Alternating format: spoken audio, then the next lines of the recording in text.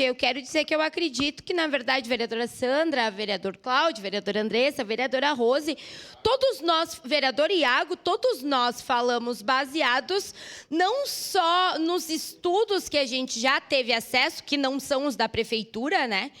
Mas na realidade, vereador Sandro Frantinel, a gente aqui não está dizendo o que a gente acha. A gente foi até essas escolas. A comunidade escolar lá de Forqueta se reuniu.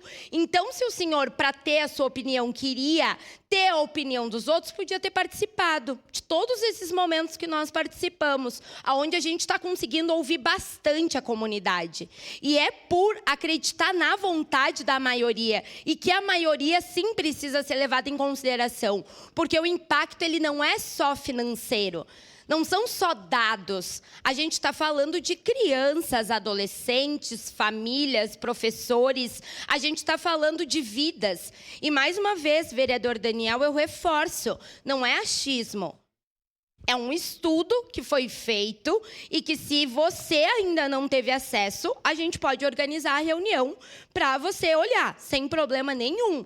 Eu só não acho justo você colocar aqui para nós, que estamos há meses nos debruçando sobre um assunto, como se a gente não entendesse ou não conhecesse do que a gente está falando. Porque se a gente está falando e está falando com tanta veemência, é porque a gente sabe o que as pessoas estão pedindo.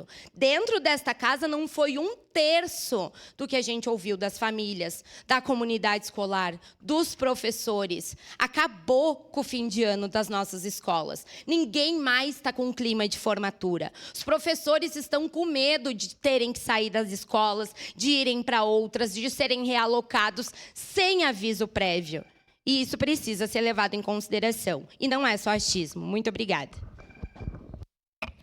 Solicito aos vereadores e vereadores que registrem seus votos.